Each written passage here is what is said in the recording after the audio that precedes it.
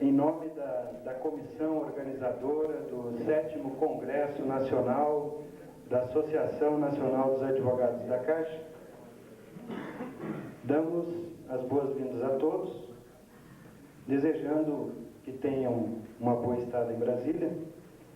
E, para darmos início aos trabalhos, então,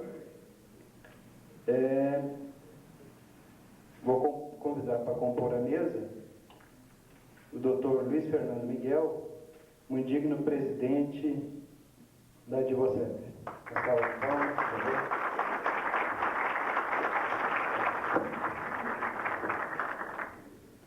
Convido também o excelentíssimo ministro do Superior Tribunal de Justiça, Dr. José Delgado.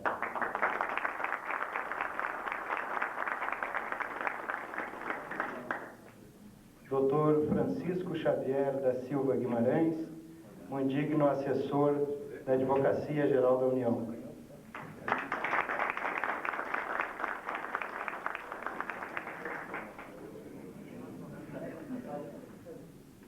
Dr. José Osvaldo Fernandes Caldas Moroni, ilustríssimo advogado da Caixa.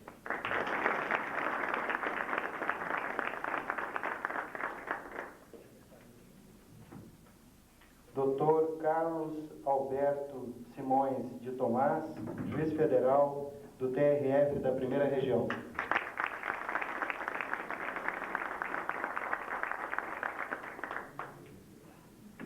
O ilustríssimo senhor Carlos Augusto Borges, presidente da Federação Nacional das Associações Economiárias, FENAI.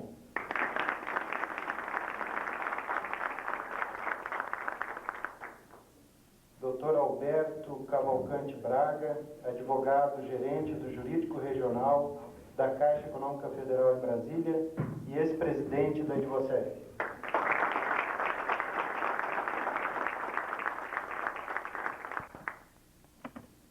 Dr. José Gomes de Matos Filho, advogado e ex-presidente da Advocep.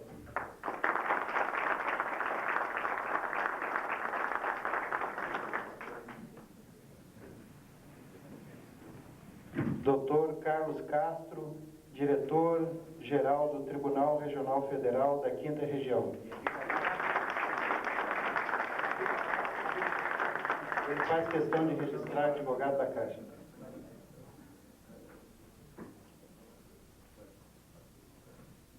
Dr. Darli Barbosa, advogado da Caixa e ex-presidente da Advocep.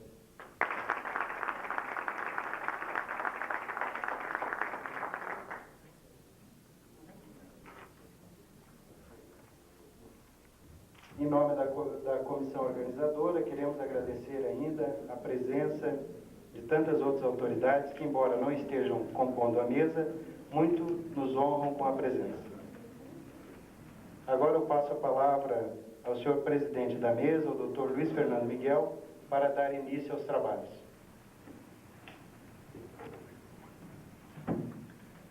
Excelentíssimo senhor Dr. José Delgado, ilustríssimo senhor José Osvaldo Caldas Moroni, excelentíssimo senhor Dr. Carlos Alberto Simões de Tomás, ilustríssimo senhor Carlos Augusto Borges, presidente da FENAI, ilustríssimo senhor Dr. Alberto Cavalcante Braga, ilustríssimo senhor Dr. José Gomes de Matos Filho, ilustríssimo Dr. José Carlos Castro, ilustríssimo Dr. Darli Barbosa. Declaro aberto o 7º Congresso Nacional da Associação dos Advogados da Caixa Econômica Federal. Em primeiro lugar, eu gostaria de agradecer a todos que, com a sua presença, vieram prestigiar esse evento. Senhoras e senhores, a nossa sociedade vem passando por inúmeras e sucessivas transformações em todas as suas esferas e uma velocidade alucinante, o que não raras vezes nos faz perder o rumo. Isso nos levou a fazer as seguintes indagações. Afinal, quem é o advogado da Caixa? Qual o seu papel e o seu lugar na sociedade? na empresa Caixa, na defesa das políticas de governo. Perguntamos-nos se há espaço no futuro para o advogado da Caixa e, quiçá, para a própria Caixa.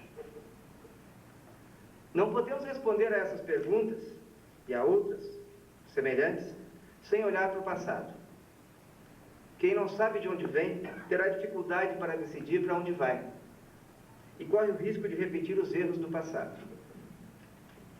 Essa é, senhoras e senhores, este é o tema central deste congresso que se inicia: o resgate da nossa identidade. Isso, é claro, sem desmerecer os outros temas a serem debatidos, que em grande parte já foram objeto de congressos passados. Esses temas necessitam ser rediscutidos porque tratam de problemas que, não obstante a árdua luta que se tem travado, ainda não foram superados. Eu desejo aos participantes um ótimo congresso e rogo a Deus que nos inspire para encontrarmos juntos as respostas que procuramos e as soluções para os problemas que há muitos nos atormentam. Obrigado.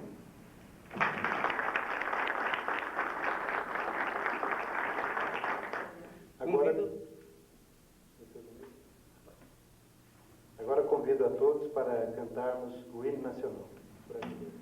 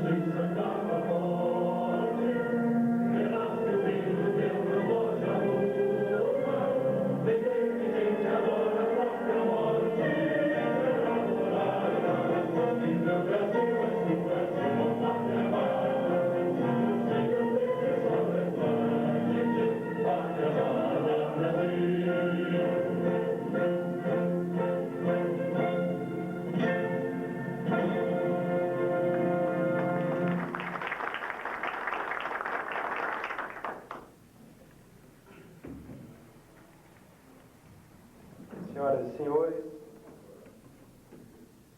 temos nessa noite noite, na condição de convidado especial, presente conosco o excelentíssimo ministro José Delgado, que irá nos dirigir algumas palavras.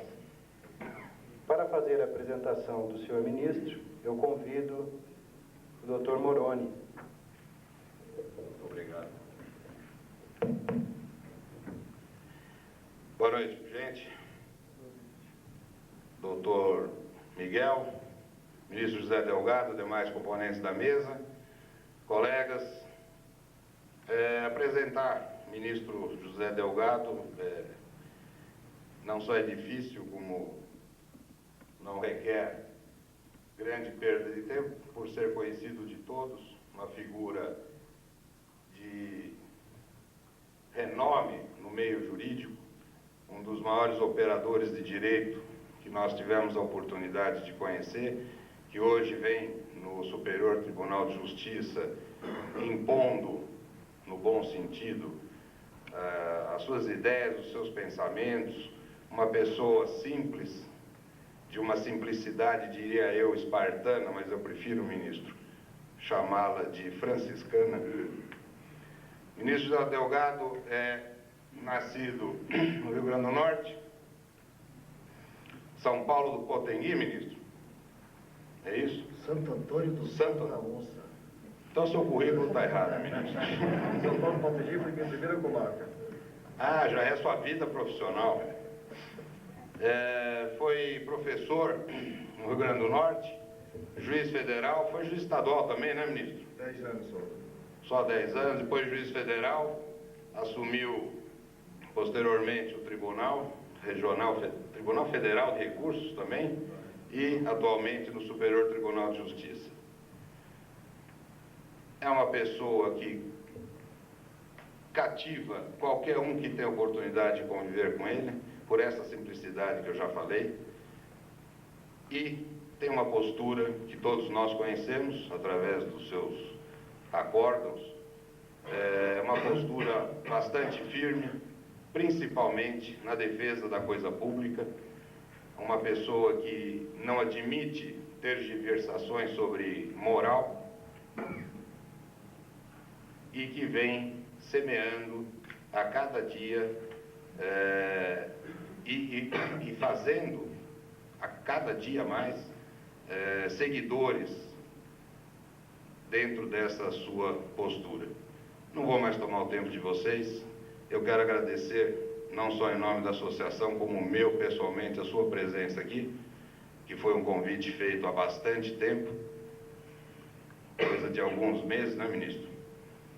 E o ministro, quando marca um compromisso, chova ou faça sol, ele cumpre. Com a palavra, o ministro José Delgado. Eu não sei que o doutor Moroni, de outras qualidades, ele tinha a qualidade de não ter o sentido do tempo. Quantos meses Vossa Excelência me convidou? Há 2 meses já. 2, 3 meses, não foi? 2 ou 3 meses já. Podemos transformar isso em horas. Minha senhora, eu fico muito preocupado, que o doutor Moroni deve estar se esquecendo um bocado de coisa, deve falar mais. Tem licença.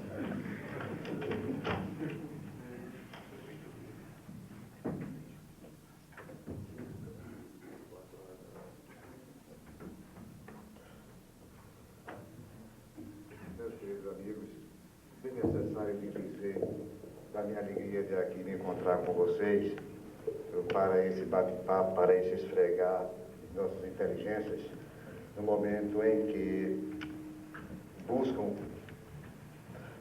além de uma confraternização, buscam um aperfeiçoamento de conhecimentos. O Dr. Moroni, há exatamente 3 horas, me fez esse convite, e eu não vou deixar de lhe dizer que aceitei com muita satisfação.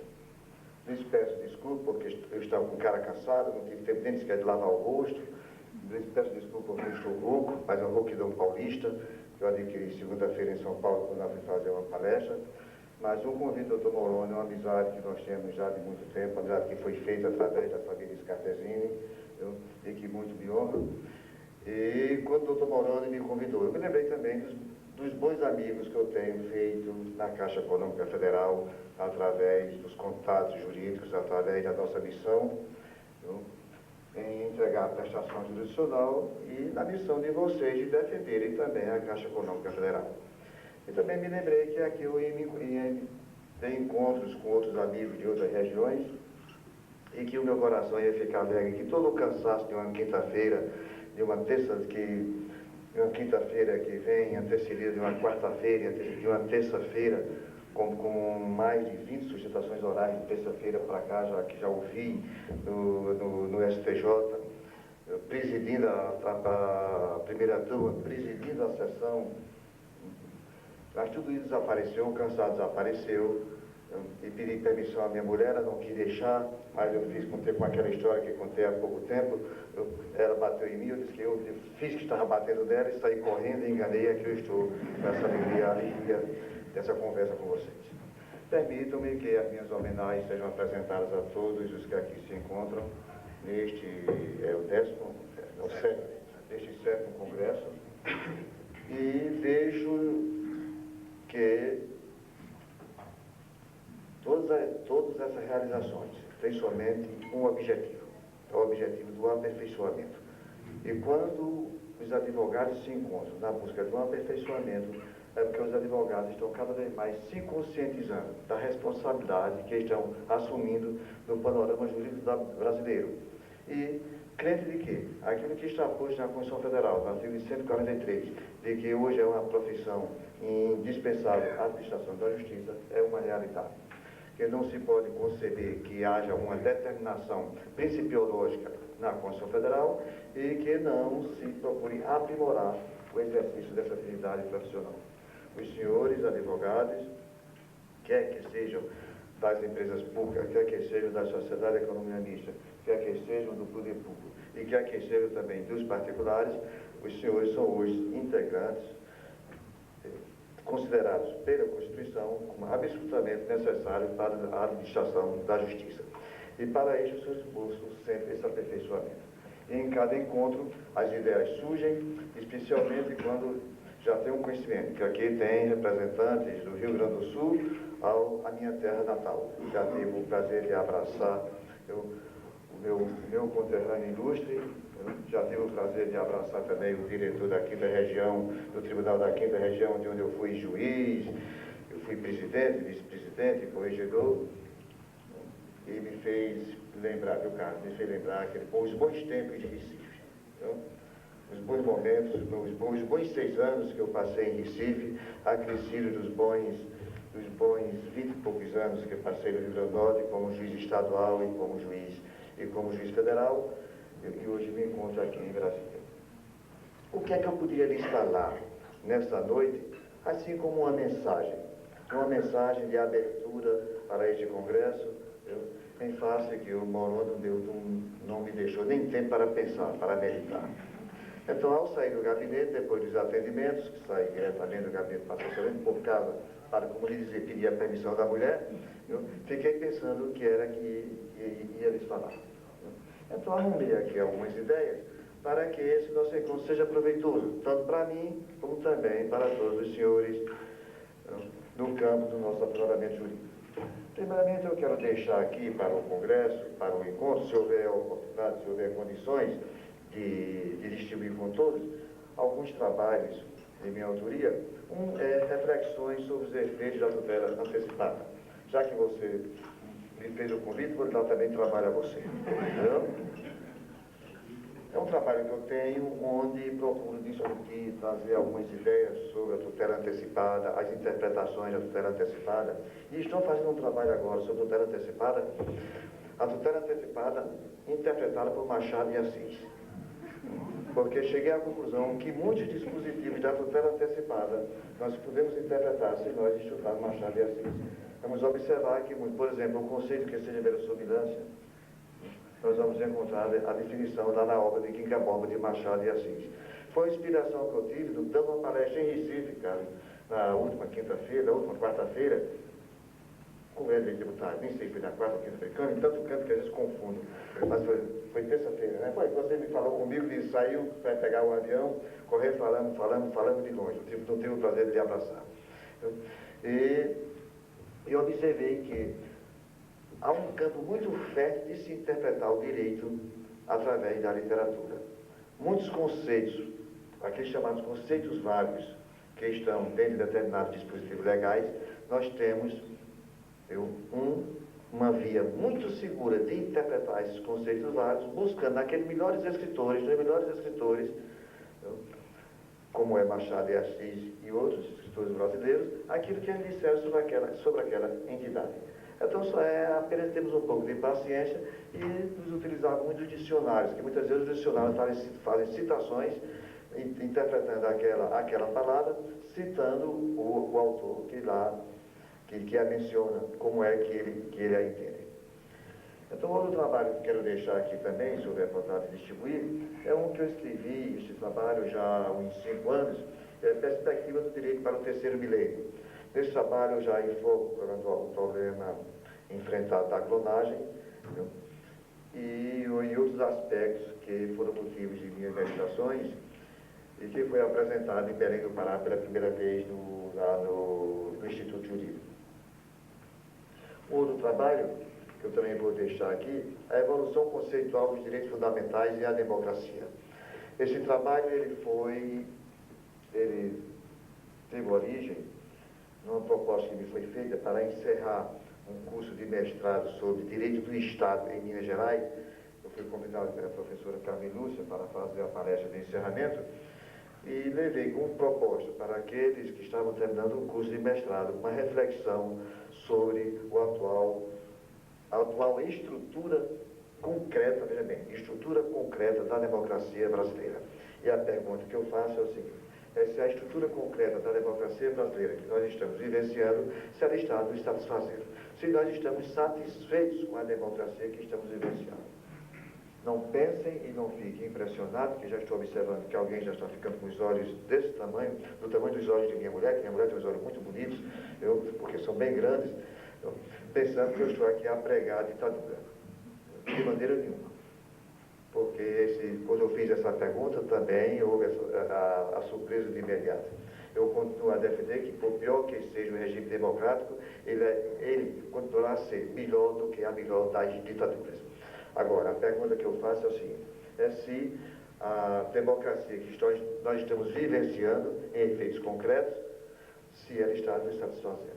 Se ela está nos dando saúde, se ela está nos dando segurança, se ela está nos dando assistência educacional, se ela está cuidando das nossas crianças, se ela está preparando o ambiente para a nossa velhice, se ela está nos dando um processo ágil, e se ela está entregando uma prestação jurisdicional querida pelo cidadão, enfim, se ela está nos dando aquilo que nós buscamos no regime democrático, que é a satisfação interior, não somente individual, mas também no relacionamento com o nosso semelhante. E por último, eu estou deixando aqui um trabalho, um dos meus últimos trabalhos, que eu apresentei aos advogados do Banco do Brasil, na segunda-feira, não esta, mas a anterior, que esta estava em São Paulo, eu peguei essa rouquidão. Em Natal, palestra que eu fiz no Congresso também dos Advogados do Banco do Brasil, a respeito do sigilo bancário no ordenamento jurídico brasileiro. O tema é profundamente atualizado. Os senhores vão observar que eu não chego a afirmar conclusões, porque ainda não tenho ponto de vista assentado em pronunciamentos judiciais, então não posso me antecipar. Apenas traço aqui algumas reflexões e demonstro a evolução da quebra do sigilo bancário do direito estrangeiro, especialmente nos países que compõem a comunidade europeia, a mudança do que houve no sigilo bancário, na quebra do sigilo bancário em Portugal, e penso que o tema é de uma profunda atualidade, em razão de que os senhores, como advogados da Caixa Econômica Federal, vão se deparar em muitos momentos, em muitas situações, vão ser chamados para oferecer parecer, ou a discutir a questão, ou orientar o gerente, com todas as vezes que o sigilo bancário seja pretendido quebrar por uma autoridade administrativa sem ordem judicial. Então, dos 200 e poucos trabalhos que eu tenho publicado, eu estou apresentando 4 aqui para os senhores. No campo da palestra, o que é que nós podemos conversar aqui? Primeiramente, vamos dividir aqui, vou lhes falar no máximo 1 hora, porque eu não sei se a garganta vai permitir. Então, vamos dividir em 2 campos. Primeiramente, uma retrospectiva muito rápida sobre a problemática que os senhores enfrentam com os recursos que tramitam no Superior Tribunal de Justiça. A minha experiência no Superior Tribunal de Justiça, que já está com 6 anos, que sou ministro superior daquela corte, assumi em 14 de dezembro, e já havia substituído por uma vez, 2 vezes no Tribunal Federal de Recursos, quer dizer, uma experiência mais ou menos de uns 8 anos, juntando os períodos de substituição, de ministro substituto e ministro titular, eu venho observando que nós não temos a cultura, quando eu digo nós, estou me incluindo também, nós juízes, nós advogados, nós procuradores, nós não temos a cultura da valorização dos recursos extremos. Nós não nos preocupamos com recursos extremos. Nós sempre iniciamos uma questão ou defendemos uma questão com o pensamento de que aquela questão vai terminar em 2º grau. E não começamos a preparar o terreno para a possibilidade daquela questão chegar ao Superior Tribunal de Justiça ou chegar ao Supremo Tribunal Federal, no STJ pela via do recurso especial, no Supremo Tribunal Federal pela via do recurso extraordinário. Por esta razão, muitas vezes eu peço perdão aos meus ex-alunos, porque eu ensinei processo durante muitos anos, durante quase 20 anos, e enganei, tenho absoluta certeza que enganei muito meus bons alunos, porque eu pensava que o processo era tudo, e hoje eu estou chegando à conclusão que o processo é o grande entrave que nós temos hoje para a entrega da prestação jurisdicional. Não é que eu esteja a defender que vamos terminar com o processo. Não, o processo é necessário, o processo é a via instrumental que deverá ser utilizada para a entrega da prestação jurisdicional, agora, que ele necessita ser modificado. Estudamos o processo durante 100 anos. O Brasil hoje é considerado, no campo teórico do direito processual, como um dos grandes países. É colocado em nível de alta categoria. Dando uma palestra em Roma, na Universidade de Roma, isso eu fiz sentir a maneira como fui ouvido, quando eu falava a evolução do direito processual no Brasil e a cidadania, e depois dos debates. Eu senti o respeito que os próprios italianos já têm pelas nossas teorias processuais. Mas, infelizmente, tenho chegado a uma outra conclusão. Embora nós tenhamos estudado por demais o processo, e hoje estejamos nessa posição de apogeu do processo no campo científico, quanto mais isso aconteceu, mais o processo tem se afastado do cidadão. Mais o processo tem se tornado burocrata, mais o processo tem dificultado tanto aquele que procura a justiça, como aquele também que se defende das ações que lhe são intentadas. Então, em face disso, nós estamos em uma situação hoje profundamente caótica. O Superior Tribunal de Justiça, até o dia 30 de setembro de 2001, já decidiu 125 mil recursos para 30 ministros. Então, muitas vezes eu fico pensando que sou super-homem, que estou voando, que estou com aqueles almanacs, aquelas que a gente muito leu, Capitão Marvel e outros, né? Aquela boa leitura da nossa infância, né? Porque é totalmente impossível que apenas 30 ministros, somos 33, apenas 30 julgam que nós nos deparemos com um tão grande processo. Vejam bem, se nós dividirmos 120 mil processos para 30 ministros, dentro desse período de fevereiro, janeiro não se trabalha, de fevereiro a setembro, julho não se trabalha, nós já temos aí apenas 4 meses, 5 meses, mais 2 meses, 7 meses, dividido por 120, dá uma média dividido esses 7 meses, por 120, dá uma média de mais de 15 mil, quase 20 mil processos mês, dividido para 30 ministros. Então nós vamos ter aí uns 600 a 800 processos em média. sendo que a primeira turma, a primeira sessão por tratar de direito público, tem recebido 70% dessa carga de trabalho. Então, nós 10 ministros, atualmente 9, somente ontem que foi indicado o desembargador Luiz Fux, foi indicado para substituir a vaga hoje existente. Então, observe que essa carga de trabalho é desumana. E os senhores advogados da Caixa Econômica Federal, em face da determinação dos senhores superiores, são profundamente responsáveis pelos nossos infartos, pelas nossas enxaquecas, pelas nossas úlceras, pelas nossas dores de cabeça, pelas nossas insônias, em face do cumprimento do dever que os senhores fazem tão bem no momento em que, atendendo às determinações superiores, estão recorrendo e defendendo ardorosamente, como deve fazer o bom profissional, o cliente. E os senhores têm compromisso com a Caixa Econômica Federal. E no momento que os senhores têm compromisso com a Caixa Econômica Federal, estão também tendo compromisso com a cidadania, que é a Caixa Econômica Federal, sendo uma empresa pública, sendo uma empresa em que tem o capital majoritário do governo, ligado ao governo, os senhores estão defendendo também o patrimônio público. Então, dentro desse ano,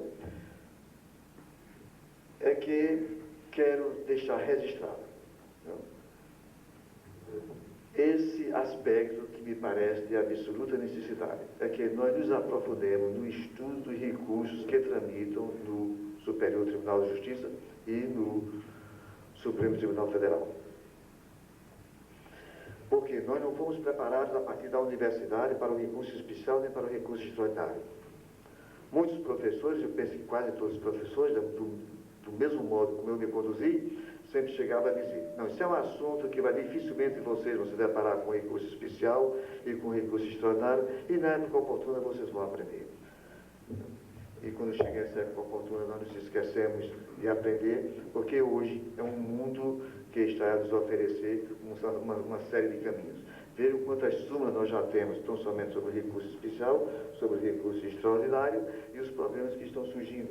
Os problemas referentes ao pré-questionamento explícito, os problemas referentes ao pré-questionamento implícito. Hoje, o problema do 557, que é um problema para o qual eu chamo a atenção dos senhores, assim, em rápidas palavras, porque muitas vezes, apressadamente, alguns ministros estão julgando o recurso especial no mérito, com base no 557, em série de agravo regimental, e eu entendo que não pode ser julgado o mérito do recurso especial com base no 557, em agravo regimental, sem colocar em pauta, porque não está se dando a oportunidade dos debates a respeito, não está se colocando em pauta, está se chamando à parte para um momento de surpresa.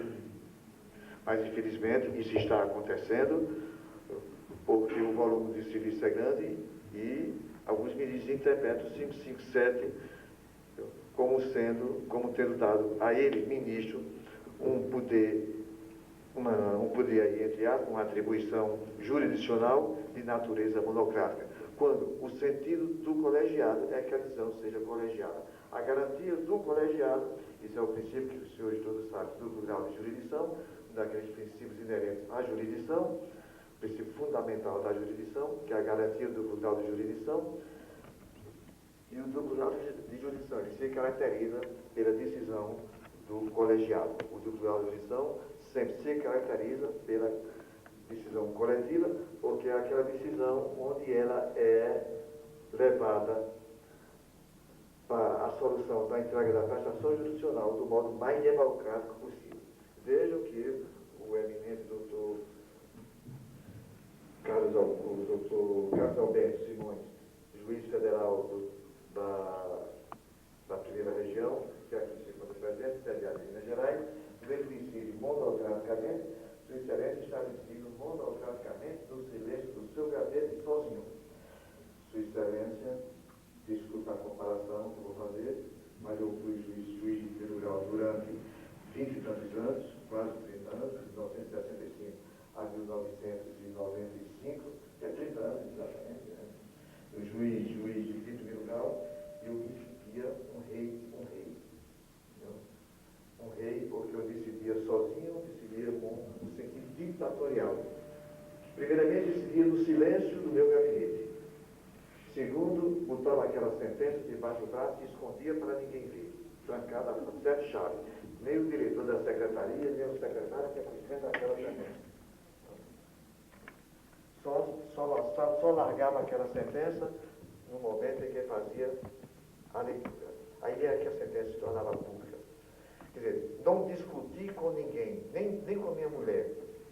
Eu não podia discutir porque tinha medo dela chegar e não guardar o segredo da sentença. Diferentemente é o julgamento de segundo grau. Veja que o julgamento do segundo grau, o que é que faz? O que é que faz o relator? O órgão colegiado, a garantia do órgão colegiado é que o relator faz o seu estudo e leva publicamente para a discussão, após ouvir as partes, após as razões orais das partes, ele lança aquele seu voto, muitas vezes ele estuda aquele voto durante 10, 15, 20 dias, ele tem a absoluta certeza que está certo, e imediatamente o voto seguinte, o juiz seguinte coloca um data venia, e com aquele data venia, vota de modo contrário tudo aquilo que ele disse, e muitas vezes ele é vencido. Isso numa discussão bem ampla, na presença das partes, na presença do colegiado e na presença mais de quem queira assistir. O doutor Carlos Alberto, quando decide monocraticamente, ele não passa por esse processo. Então, a garantia do colegiado é essa abertura democrática. E sendo que no Brasil, esse colegiado, a garantia desse colegiado, o julgamento pelo colegiado é muito maior do que nos Estados Unidos, porque nós sabemos que temos que fundamentar, dar os fundamentos da nossa decisão.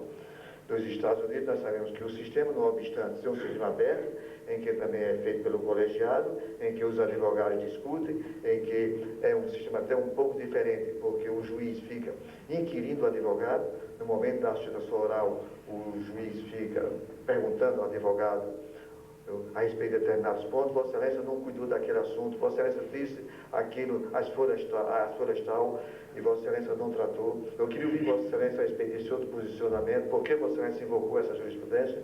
É tanto que lá o sistema, em regra, o juiz permanece como aqui está essa mesa, permanece em sentido linear e não o nosso sistema, como é o nosso sistema é um sistema um pouco angular de assentamento dos componentes da coisa, mas a decisão, depois o juiz se reúne secretamente, chega a decisão e apenas publicam ao seu veredicto final, sem fundamentação. Então o nosso sistema é mais aperfeiçoado ainda do que o próprio sistema americano. Então, com a implantação do 557, nós temos alguns problemas. Primeiramente é esse, é de que alguns juízes, quando eu falo juiz, estou falando ministros, juízes de segundo grau, estão dando interpretação muito elástica ao 557 e acho que não é essa a missão do 557. E os senhores precisam ficar muito atentos para que possam provocar o relator e acompanharem bem de perto os nossos julgamentos, especialmente os nossos julgamentos de 5 horas da tarde, de 4h30 para 5 horas da tarde. Não sei se todos os senhores já assistiram a algum julgamento do STJ, e quando começa de 4h30 para 5 horas da tarde, vejo que eu estou já tão treinado que eu já estou falando muito ligeiro para vocês, da mesma maneira como se irradia uma coisa de cavalo. E chega aquela maneira, né? A partir de 4h30 da tarde, o relator vai dizendo o RESP, do 220 para 162, o assunto é esse, todos de acordo, e vai cada vez mais, vai em uma velocidade, até que a taquigrafia vai fazendo assim, porque a taquigrafia não vai acompanhando. E eu proclamando ide, que eu estou como presidente da turma e presidente da sessão. Então já faço muitas vezes até com a cabeça assim, com a taquigrafia. Vejam bem que são coisas que nós temos, que vocês, eu vou tratar por vocês, vou tirar o tratamento informal, vocês todos precisam acordar para isso que nós estamos chamando de aspectos sociológicos e psicológicos do processo. E eu estou até desafiando Marcelo Navarro Ribeiro Dantas, que o colega de vocês do Rio Grande do Norte o conhece, e que eu tenho hoje, que é o meu potencial. Vou fazer uma propagandazinha também da terra, uma propagandazinha também do Rio Grande do Norte. Depois eu faço de Recife e faço também a propaganda de Fortaleza. Não fico com ciúme não, porque Deus é pernambucano e cearense. Então, é uma das grandes inteligências que eu tenho hoje, que eu considero hoje da minha terra. Doutor em Direito Processual Civil, tem a maior obra que eu conheço a respeito de reclamação constitucional, eu estou desafiando para ele escrever sobre a psicologia do processo e a sociologia do processo. E um dos aspectos é isso, o julgamento do STJ depois de 16h30, na segunda parte, depois de 17 horas. É o julgamento do juiz, que o juiz faz depois que almoça e come, e que ele almoça uma boa feijoada ou uma boa panelada, e ele vai julgar com sono ou presidir uma audiência com sono. É do juiz que toma uma pigazinha antes do almoço e depois daquela piga, come uma galinha cabidela e vai com a barriga bem cheia, vai presidir uma audiência depois daquele momento. Tudo isso modifica. Há pesquisas a respeito desse assunto que eu estou lhe relatando, pesquisas já feitas na Alemanha, de que o julgamento do juiz, que é decidido desses fatores que eu estou lhes falando, psicológico, sociológico, do juiz que saiu de casa e brigou com a mulher, que ele saiu de casa, ele traiu a mulher, ou foi traído, depende da situação, e que ele imediatamente é levado para a proferir uma sentença, não é a mesma sentença daquele juiz que sai com tranquilidade, que sai suavemente, que tem uma refeição light, que não está com problemas financeiros, etc, etc, etc. Então, no 557, vamos também pensar uma expressão que terá jurisprudência predominante. Vejam, o que é jurisprudência predominante? Até hoje a doutrina não disse o que era jurisprudência predominante. O que é que está ocorrendo no STJ? Vocês vão dizer, mas Delgado veio aqui criticar o STJ? Não estou criticando o STJ, pelo contrário.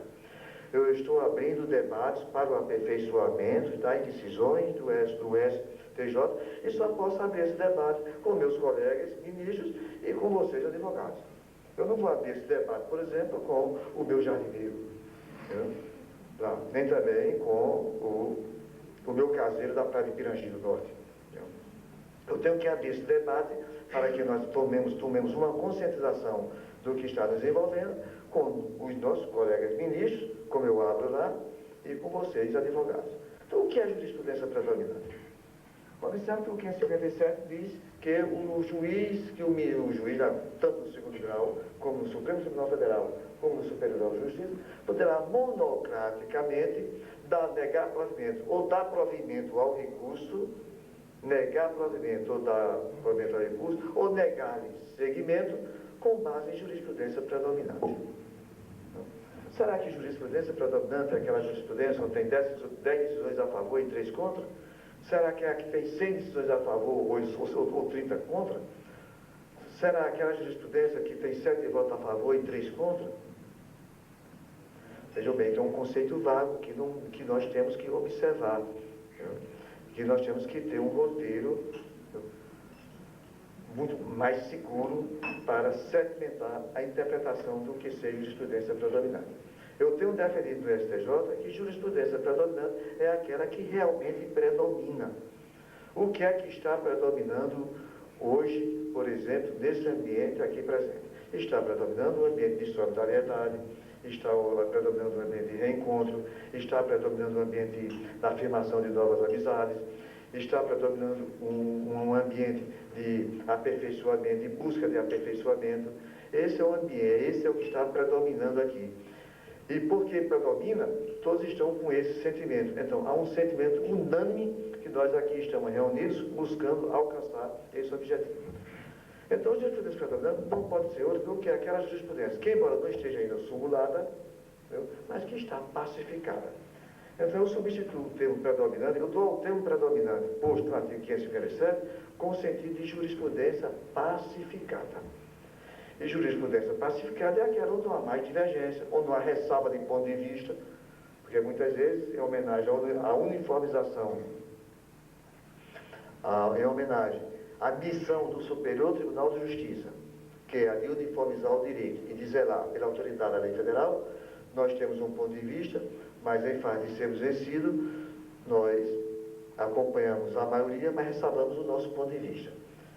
Ressalvamos o nosso ponto de vista porque sempre estamos admitindo a possibilidade daquela decisão ser revista pelo Supremo Tribunal Federal quando a matéria for tratada a nível constitucional. E já hoje nós tivemos uma situação dessa. É um tema que não envolve o interesse de vocês. A Lei 8.200, a interpretação do artigo 3º da Lei 8.200, em que eu sempre sou vencido, continua vencido no Superior Tribunal de Justiça, mas que a matéria, que a matéria pode ser tratada a nível infraconstitucional e pode ser tratada a nível constitucional. Depende da maneira como a decisão tenha sido proferida em segundo grau. Enquanto o Supremo Tribunal Federal não se pronunciar definitivamente sobre a matéria a nível constitucional, eu continuo ressalvando o meu ponto de vista, e embora acompanhe a jurisprudência do Superior Tribunal de Justiça, mas ressalvo o meu ponto de vista até que o Supremo venha definir a situação. Não é que haja, veja bem, não é que haja recurso extraordinário de recurso especial. Sabe os senhores que só pode acontecer em situações especialíssimas, quando o recurso especial houver tratamento específico de matéria constitucional. É uma situação excepcional e que, em regra, só ocorre quando se a arguição de inconstitucionalidade dentro do recurso especial, em que há necessidade, primeiramente, haver esse pronunciamento. Então, uma das mensagens que eu deixo aqui para os senhores é a respeito disso que está preocupando muito sobre a aplicação do artigo 557. Outro problema que aí já envolve a ligação do segundo grau com o Superior Tribunal de Justiça e com o Supremo Tribunal Federal, perdão, minha mulher não. Porque se fosse ela, ia pensar que eu tinha para outro canto, né? Vindo para cá para dizer para vocês. Outro problema que está nos preocupando muito é que os tribunais de segundo grau, vejam bem os senhores, vejam bem vocês, já devem ter enfrentado esse problema, é que os tribunais de segundo grau entendem que o artigo 557 se aplica às suas súmulas.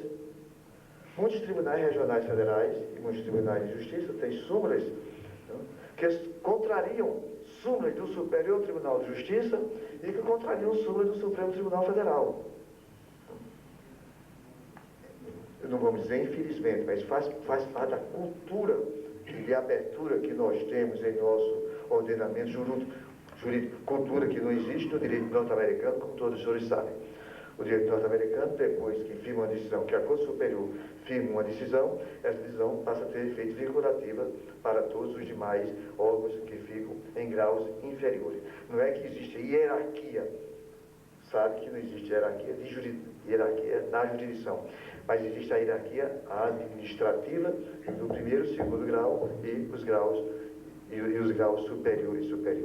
Então, muitos tribunais de segundo grau, quando estabelecem uma súmula em que a decisão está de acordo com a sua súmula, mesmo contrariando súmula nossa, do Superior Tribunal de Justiça ou do Supremo Tribunal Federal, julga monocraticamente a decisão, julga monocraticamente a apelação, não dando ensejo, e se o advogado da Caixa Econômica Federal, já que nós estamos falando da Caixa Econômica Federal, não tiver o devido cuidado de agravar e de fazer com que leve aquele processo a ser julgado em grau de apelação, aquele processo a ser julgado em pauta, em grau de apelação, para que tudo isso seja discutido, vai criar um embaraço muito grande para aquele processo chegar ao Superior Tribunal de Justiça em face da ausência de pré-questionamento. Porque através do agravo regimental vai ser difícil ele conseguir abrir o debate sobre o pré-questionamento. Porque observe bem, o que é que faz o juiz de segundo grau? Ele aplica o 557, confirmando a decisão do primeiro grau, não abre o debate, e o agravo regimental, ele vai, leva o agravo regimental, se aquela decisão for confirmada no agravo regimental, quer dizer, o pré-questionamento explícito não aconteceu. A galera quer falhar.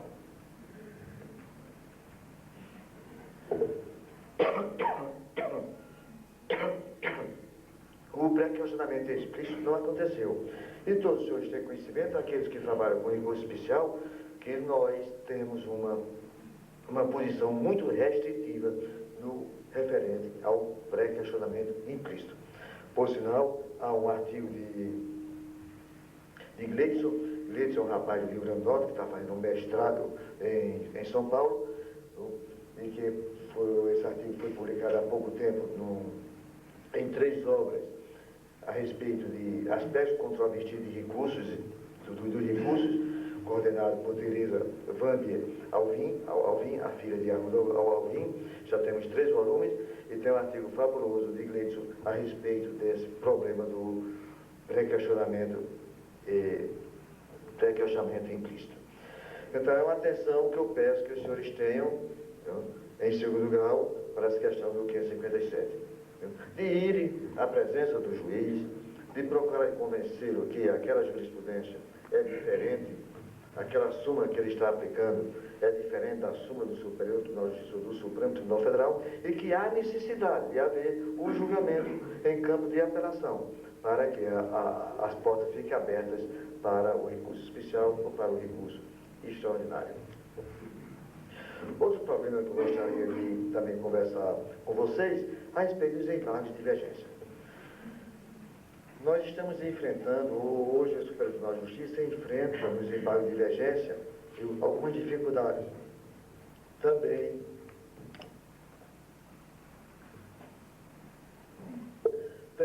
em decorrência da interpretação do artigo 557. Vejam que artigo malvado, né? Esse 557, viu? Ele veio assim para azucrinar os nossos pensamentos, viu? E esse 557 tem nos tirado muitas horas de sono, viu? Não somente de nós juízes, como tenho certeza também de vocês advogados.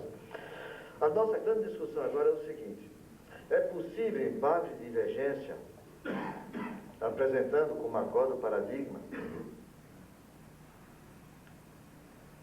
aquele tirado de agravo regimental? Ou é possível apresentar embargo de divergência em sentido contrário, em agravo regimental, apresentando como paradigma outro acordo de agravo regimental ou outro acordo de recurso especial? O tribunal está dividido.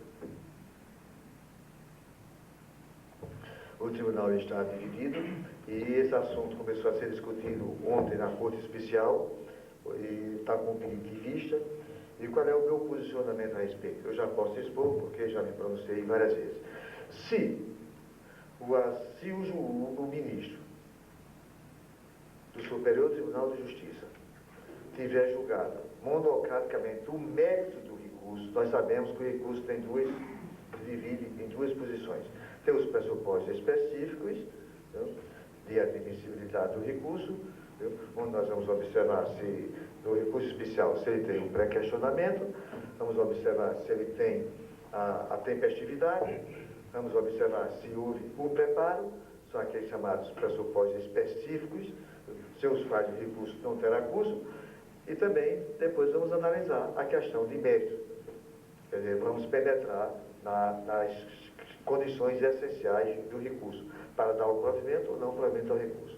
O 557 permite que ambas as fases do recurso sejam apreciadas.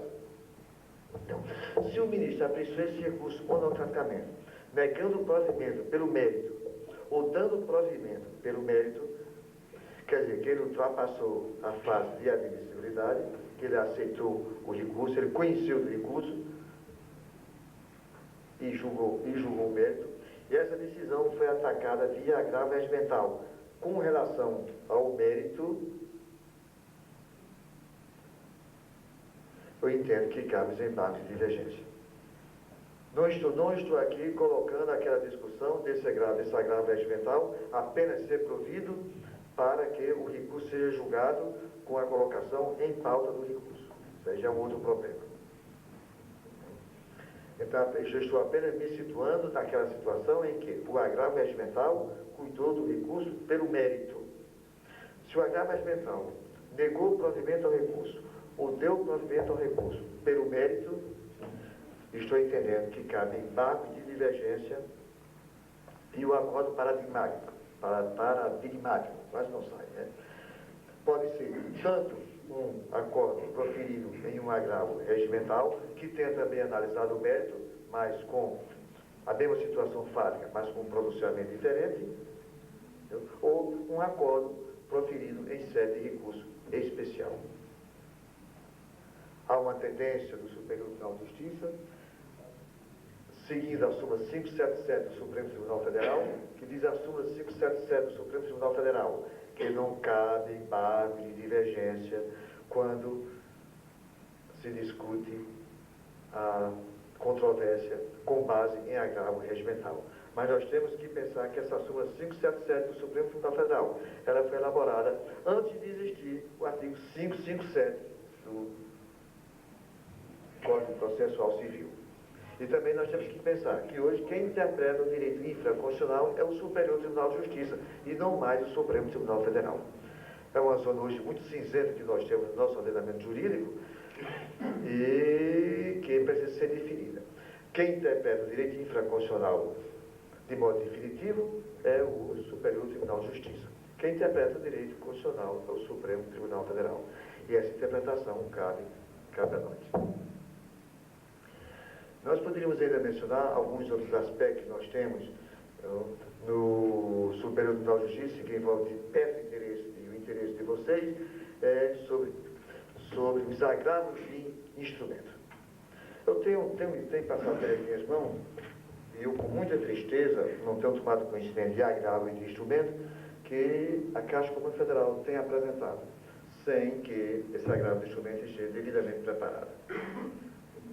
Há um determinado estado em que esse estado tem se esquecido de, primeiramente, fazer a juntada da certidão de intimação e também tem se esquecido de autenticar as peças que compõem o agravo de instrumento. Vamos, de uma vez por todas, eu lhes peço, para facilitar toda a nossa tarefa, a minha e a de vocês, vamos colocar na nossa consciência de que hoje a responsabilidade pela formação do agravo de instrumento é do advogado. É uma cultura que foi modificada desde 1995, com as leis que alteraram o Código Processual Civil, e que ainda hoje nós nos esquecemos de que isso foi modificado. Antigamente, quem preparava o agravo de instrumento era o escrivão. Hoje, quem prepara o agravo de instrumento é o advogado. O escrivão não tem nenhuma responsabilidade a respeito da preparação do agravo de instrumento. O advogado é que tem que observar se as peças estão completas, se todas aquelas peças estão, se a certidão de intimação do acordo está posta. Se ele não pediu a certidão de intimação, mas vê se tem lá nos autos bem claramente, certifique que o acordo foi publicado no dia tanto e tanto, no Diário da Justiça de tanto e tanto, para que possa aqui o juiz ver, para que nós possamos analisar a tempestividade do recurso, autenticar as peças do agravo de instrumento por quem tem a fé pública, que nós sabemos que na Justiça Federal, por exemplo, nos senhores de trabalho, só quem tem fé pública é o diretor de secretaria, o entendimento que nós temos, não é qualquer funcionário, e nós temos observado que está acontecendo o seguinte, por exemplo, vem o agravo de instrumento, então, no final de uma página, o que é colocado? Um funcionário qualquer certifica que as peças do agravo de instrumento são autênticas, são fiéis ao original. Aquele funcionário, um funcionário qualquer sem fé pública, e certifica tão somente lá no final. A lei não permite isso. Observe que houve uma total alteração da procedibilidade do agravo de instrumento. Tem que ser certificado em cada peça processual, isso como uma garantia dos senhores, como garantia da parte dos recorrentes. É uma garantia da parte recorrente para que não seja tomado de surpresa. E o Supremo Tribunal Federal tem dado uma interpretação muito rigorosa, e nós também temos dado uma interpretação muito rigorosa a esse aspecto, em face do volume de serviço, viu? E muitas vezes nós sabemos que muitos agravos de instrumentos têm fins somente protelatórios. Então precisamos ter o máximo de cuidado, especialmente agora com o FGTS, por exemplo, em face dessa posição que assumiu o Superior Tribunal de Justiça, de se harmonizar com a decisão do Supremo Tribunal Federal. Observem bem que no caso do FGTS, o STJ resolveu harmonizar, resolveu ceder um pouco da sua competência e está harmonizando as suas decisões com a decisão do Supremo Tribunal Federal, que nós não podemos examinar aquela matéria constitucional, mas em face aplicando o princípio da economia processual, nós estamos adotando, vejam que os 9 ministros da primeira sessão hoje, todos eles estão adotando, estão reconhecendo a decisão do Supremo. Não obstante, o Supremo tenha dito em mais de 1000 processos de que a competência, de que o assunto era infraconstitucional, mas depois nós aceitamos aquela modificação do Supremo, que o certo ou errado do Supremo em matéria constitucional é quem diz por último. É uma questão de política processual e que nós não temos que censurar. O certo ou errado, nós é que vamos afirmar por último em campo infraconstitucional. Então, se o Supremo errou ou acertou, não temos que discutir se o Supremo errou ou acertou. Se o Supremo diz que os índices dividiram apenas aqueles e não excluiu os 3 outros índices, então o Supremo Tribunal de Justiça, por uma questão de política também processual, adaptou-se imediatamente e nós estamos uniformizando. Isso evitando a aplicação de multa à Caixa Econômica Federal e também dividindo o nosso trabalho e dividindo também o trabalho dos senhores. O que é que está acontecendo?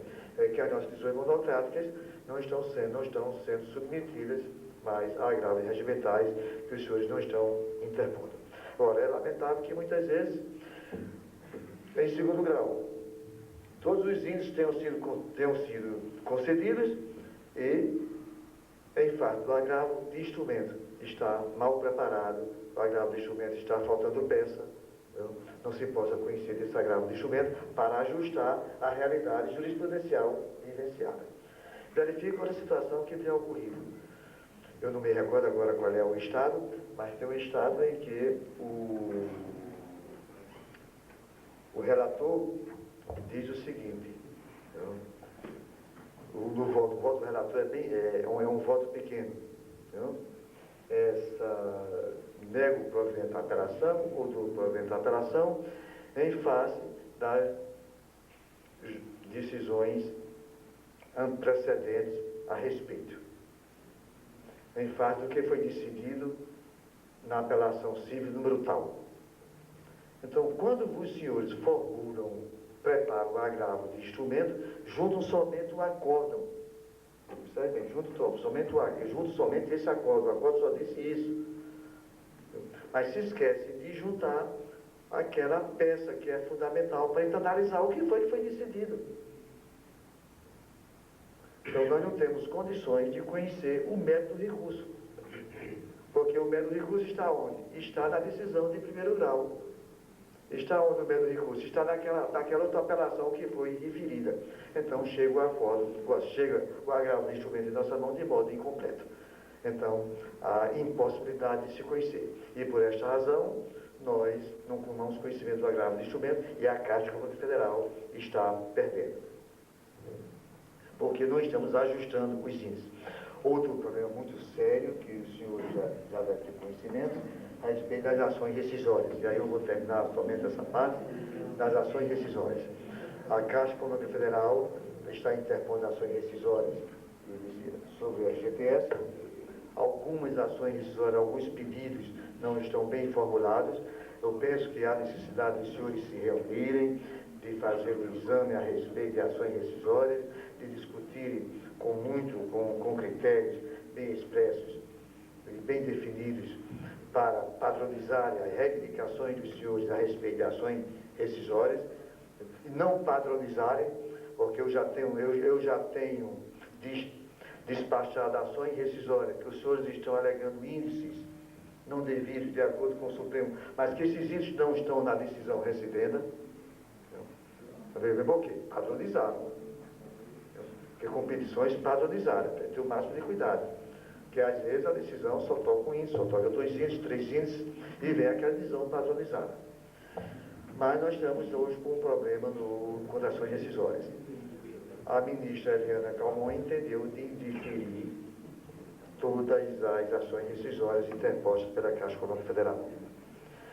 A Caixa Econômica Federal agravou regimentalmente, eu fui voto vencido. Eu sou o único voto vencido, porque com todas as minhas continuo vencido. Não estou votando agora porque assumi a presidência da sessão e como presidente da sessão eu só voto em caso de empate. Mas a sessão, por 8 votos a 0, está negando o provimento ao agravo regimental da Caixa Econômica Federal a respeito das ações rescisórias. estou sendo informado de que estão interpondo recurso extraordinário a respeito dessa decisão, com base no artigo 5º, inciso 36 da Constituição Federal, alegando que está havendo negativa de acesso ao Poder Judiciário. Não sei se o Supremo Tribunal Federal vai conhecer desse recurso extraordinário, em face de não ter havido pré-questionamento.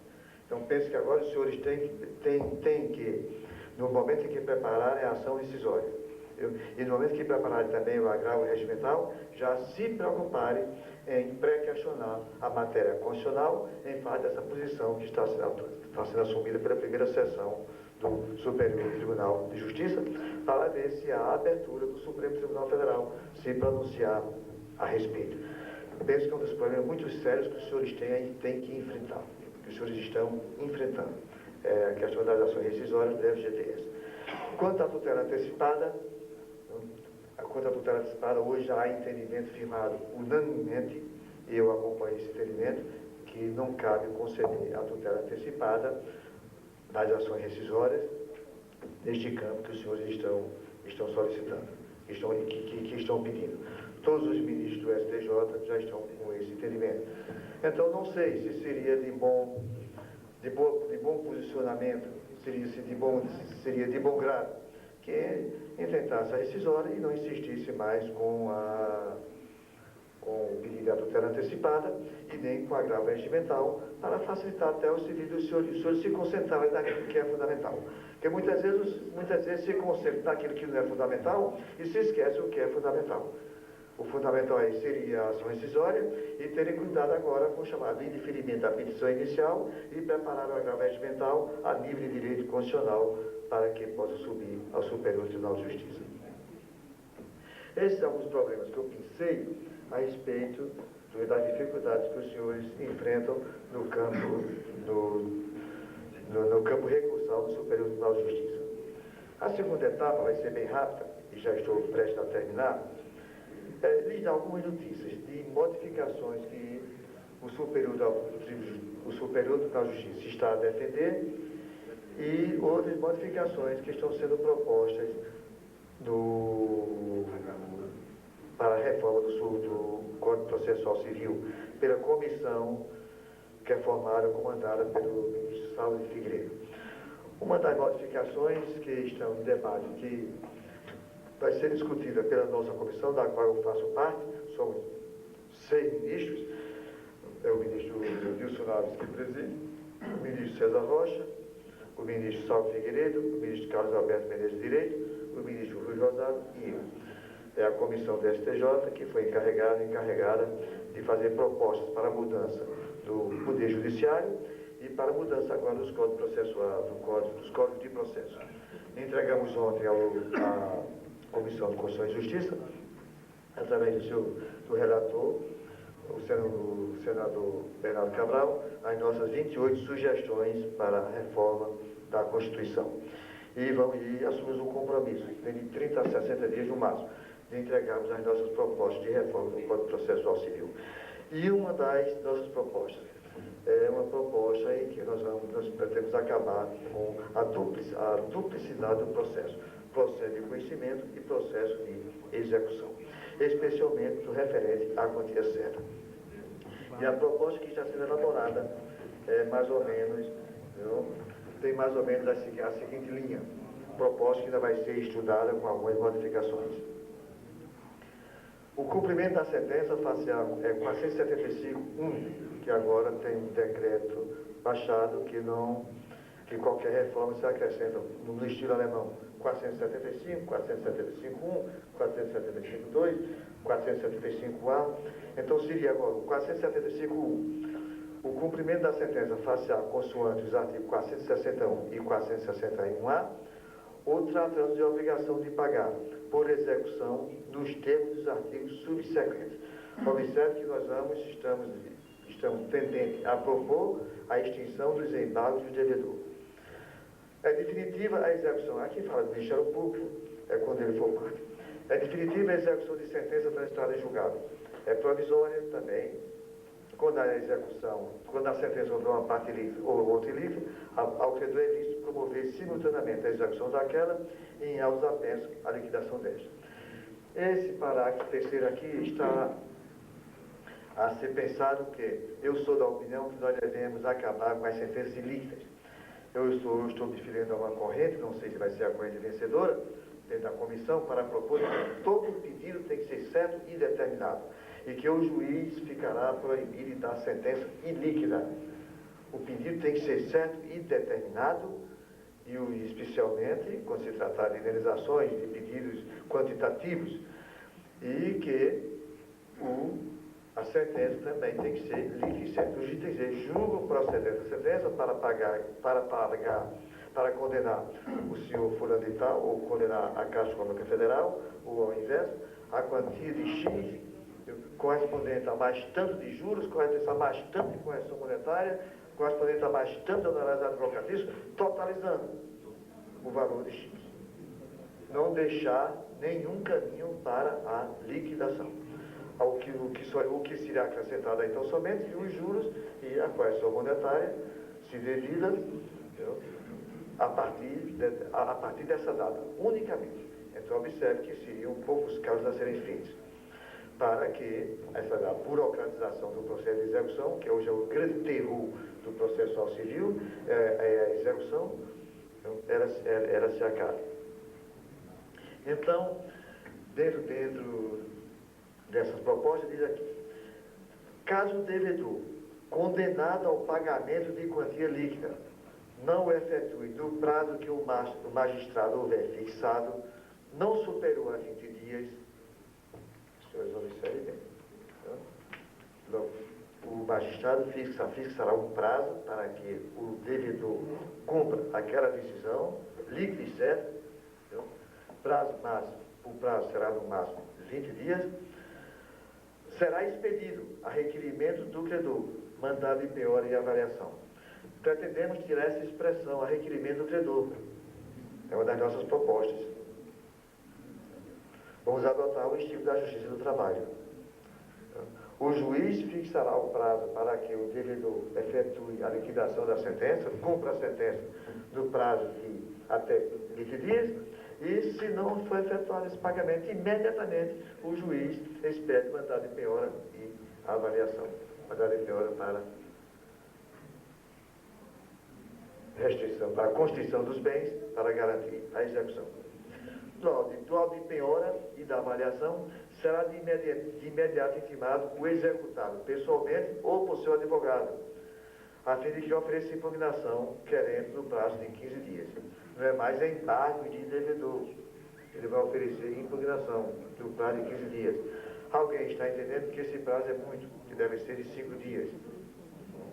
Mas é uma questão para negociar. Eu penso que um prazo razoável seria um prazo de 10 dias.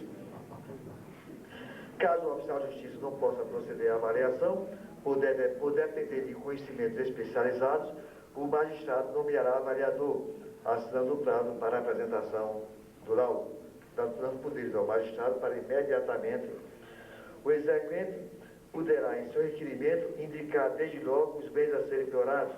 O que eu pretendo propor à comissão é que o exequente é obrigado a indicar logo os bens penhorados. Eu não sei por qual razão a Caixa Econômica Federal, que é amiga íntima da Secretaria da Receita Federal, amicíssimo, né? Na verdade, lá, que tem toda a ligação lá com a Secretaria da Receita Federal, e porque há dificuldade para terem conhecimento do patrimônio alheio, dos bens. Eu sei que tem um sigilo, mas por que não promoverem uma modificação na nossa legislação, para que em situações dessa natureza a Caixa Econômica Federal possa diretamente solicitar à Receita Federal os bens de determinadas pessoas. Porque o que é que está ocorrendo? Quando os senhores fazem essa solicitação que é negada, o senhor requer ao juiz e o juiz determina. Não é o juiz que determina, o juiz pede e manda como diligência. Por que os oficiais de registro de imóveis não serem obrigados a enviar imediatamente uma relação à Caixa Econômica Federal quando a Caixa Econômica Federal solicitar? Há sigilo no registro de imóveis? Não há sigilo no registro de imóveis. Há sigilo no registro de carros, de automóveis? Por que os GETRANs não são obrigados a atender imediatamente ao requerimento da Caixa Econômica Federal sobre o bem de fulano de tal, Beltrano, quando tem execução a promover? Não. Por que os contadores não poderiam fornecer, em caso de execução, os bens de firmas quando forem executadas? É sigilosa a contabilidade de determinadas empresas? Muitas vezes esses balanços não são publicados nos diários oficiais. São aspectos que nós temos que meritar. Veja como nós temos muita coisa a propor e a alterar o nosso sistema. Tanto para facilitar a execução dos órgãos como a Caixa Econômica Federal, como facilitar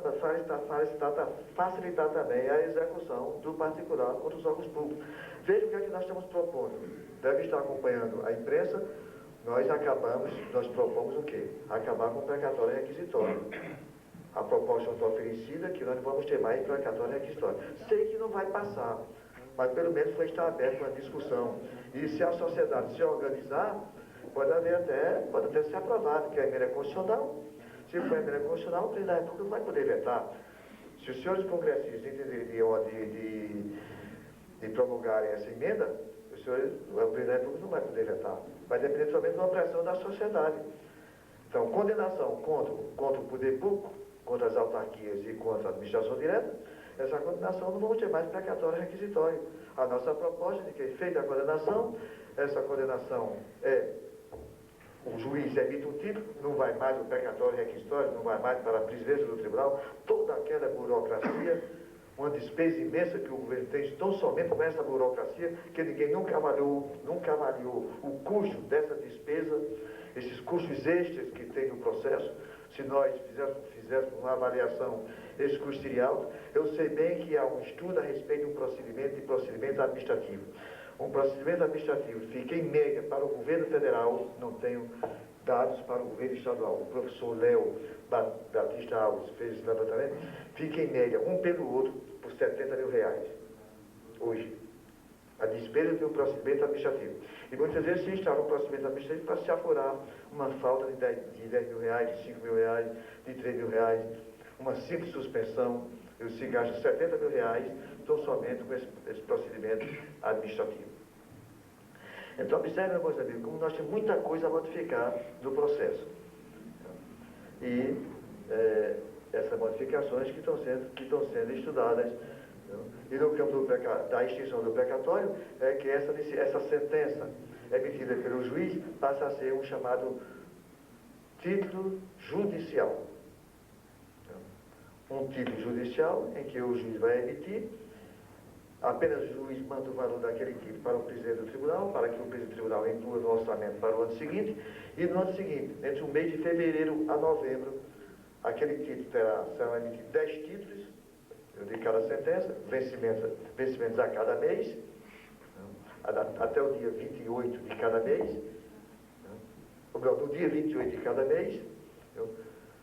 Então, aquele título, no dia do vencimento, será apresentado a qualquer instituição bancária oficial, hoje, Banco do Brasil, Caixa Econômica Federal, Banco do Nordeste, o Banco de Brasília, os bancos ainda estaduais, onde o presidente do tribunal já terá emitido o empenho com base no crédito orçamentário para pagamento. Da mesma maneira que é feito o pagamento dos nossos vencimentos. Como é feito o pagamento dos nossos vencimentos? O presidente do tribunal emite o empenho, envia aquele empenho para a entidade bancária, já há o crédito orçamentário, a entidade bancária efetua o nosso pagamento e se compensa com o quê? Se compensa com a arrecadação de tributos. Então, há aquele encontro de contas da entidade bancária. Os recursos de tributos que são arrecadados com os pagamentos. Muitas vezes o saldo, a União tem saldo credor e tem saldo devedor, tanto na Caixa Econômica Federal como no Banco do Brasil e em outros bancos que são autorizados, especialmente no caso do INSS também. Então veja que é mais ou menos o sistema que nós estamos propondo para a extinção do precatório requisitório. E no campo privado, são essas linhas aqui que nós estamos anunciando. A impugnação na execução somente irá versar impugnação, não vamos ter mais embargo de devedor. Falta ou nulidade de certidão, se a ação correu à revelia. Avaliação errônea, para evitar a indústria da venda do bem por preço vil. Entendeu? Excesso de execução, ou acumulação indevida de execuções, que é um dos grandes problemas que os senhores estão enfrentando, e que eu, como presidente da sessão e presidente da turma, estou enfrentando também. Os senhores juízes federais e cada vez mais o novo a minha classe, a classe a qual pergunto também, a classe dos juízes estaduais, na nova minha classe de juiz federal, mais do que a minha classe de juiz estadual, porque juiz federal eu passei 13 anos na classe, e passei 13 anos, né, de 76 a 89, 13 anos. Passei 13 anos como juiz federal e de primeiro grau, e vejo que o cuidado que a maioria dos juízes federais tem no cumprimento de suas missões. E hoje muitos juízes federais têm uma grande preocupação de ofício, no caso dos FGTS, eles estão pedindo constantemente ao Superior Tribunal de Justiça que o presidente da turma, ou especialmente o presidente da turma, que envie a respeito de tais nomes tais, envie-se filiação e, se possível, número de carteira de identidade e CPF, se estiver constando dos autos, para verificar se há litisπendência. Porque estamos constatando que há inúmeros casos de litisπendência de FGTS e a Caixa Econômica Federal não vai ter condições. Quando chegar a sentença para cumprir, mesmo já tendo pago, não vai ter que cumprir a execução, naquele caso. Mesmo que a conta esteja zerada, mas vai ter que cumprir porque a sentença já está em julgado. Então, é outro problema que os senhores estão enfrentando. E eu tenho certeza que os senhores também enfrentaram um problema muito sério, quando muitos FGTS foram liberados através de ações civis públicas e que não houve identificação. Conhece aquele caso do Rio de Janeiro, em que foi liberado o FGTS, foi dado uma liminar para liberar o FGTS em Minas Gerais, e conhece também outro caso do Rio de Janeiro, em que foi liberado o FGTS para um determinado sindicato, não vamos aqui dizer nomes, e que esse sindicato até hoje nunca pagou, não pagou por inteiro aos seus associados aquelas quantias que foram liberadas. Por quê? Porque não houve a identificação dos fundistas daquela ação civil pública. São problemas que eu sei que os senhores enfrentam, como também é com o problema que houve no Rio de Janeiro, em que houve a penhora na boca do caixa e que o dinheiro foi arrastado da boca do caixa e que nem somado esse dinheiro chegou a ser, nem totalizado na presença do caixa, e só depois é que foi dada a quantia. Isso é problema que embora seja do passado, mas é a história que nós temos que relatar. Então, essa acumulação indevida de execuções, pode haver impugnação, qualquer caso impeditiva, modificativa ou extintiva da obrigação, como pagamento, inovação, compensação com execução aparelhada, transação ou prescrição, desde que superveniente a sentença. Aqui vai ocorrer uma discussão. Se prevalecer essa proposta, desde que a prescrição seja superveniente à sentença, e a prescrição antes da sentença. Se a prescrição já tinha ocorrido, embora seja um direito patrimonial. Mas será que devemos continuar no trato de relações jurídicas que envolvam a Caixa Econômica Federal, que envolvam o Banco do Brasil, que envolvam o Banco do Nordeste, que envolvam empresas públicas e autarquias, que tem patrimônio federal, que tem patrimônio público em jogo, não somente federal? Será que deverá continuar a prevalecer o entendimento de que, em se tratando de direitos patrimoniais, o juiz não deve conhecer, não pode conhecer da prescrição de ofício? Não será que já é chegado o momento de nós modificarmos esse entendimento? Não será que nós, juízes, também temos o dever de zelarmos também pelo patrimônio público? Se o advogado se esqueceu, não vamos dizer que o advogado tenha se esquecido de se lembrar mas que o advogado tenha se esquecido mesmo, não tenha feito isso de propósito, não alegou a prescrição, e o juiz observa que há uma prescrição, será que, se tratando de sociedade e economia mista, de empresas públicas, hoje de fundações públicas e da administração direta, será que o juiz não deva conhecer essa prescrição de ofício? Nós temos o artigo 37 da Constituição Federal que diz o quê? A obediência rigorosa ao princípio da moralidade, da publicidade, da legalidade, da impessoalidade e hoje da eficiência. Então eu tenho trabalhado muito com esses princípios, com o princípio da moralidade, que é um princípio de natureza extensiva, e o princípio da moralidade há de ser cumprido pelo juiz também. O princípio da legalidade há de ser cumprido pelo juiz. O princípio da eficiência também há de ser cumprido pelo juiz. Porque a atividade judicial é uma atividade também administrativa. É uma atividade administrativa específica, de natureza toda especial, que se transforma com a força de natureza jurisdicional. Então, o juiz não está descompromissado do artigo 37 da Constituição Federal. Pelo contrário, ele tem um compromisso muito maior do que o compromisso que tem o administrado. É por esta razão que eu tenho um trabalho, que não sei se o senhor já teve conhecimento, a respeito da possibilidade de, a qualquer tempo, a coisa julgada, imutável, mesmo já ultrapassado o prazo da rescisória, ela ser atacada pela famosa querela nulitatis, desde que se descubra supereminentemente que houve imoralidade.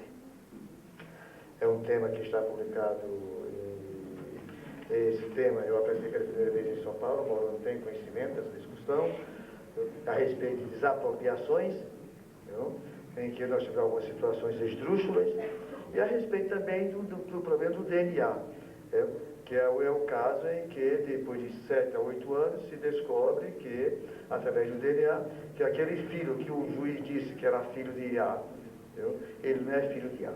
E nós temos um caso muito interessante, mais ou menos de Minas Gerais, em que o filho e o pai, a mãe, depois de 8 anos, confessou ao filho que ele não era filho de A, que apenas ele era promover a ação de investigação de paternidade, porque estava em situação financeira difícil, e que ela tinha tido um caso amoroso com A, mas que A tinha condições financeiras.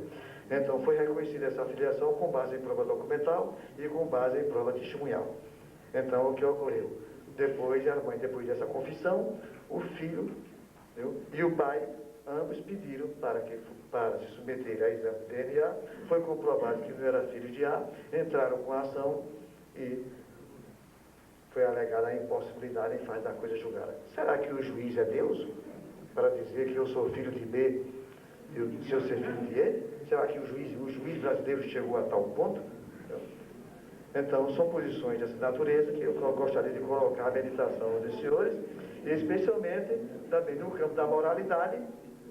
Será que uma sentença, será que a coisa julgada tem uma força maior do que o princípio da moralidade? Será que o princípio da moralidade, no artigo 37, não está acima do dispositivo que diz que a lei não prejudicará o direito adquirido, a coisa julgada e o ato jurídico perfeito? Veja bem, a Constituição diz a lei. Logo, a coisa julgada não é um princípio absoluto de natureza constitucional, é um princípio de natureza relativa.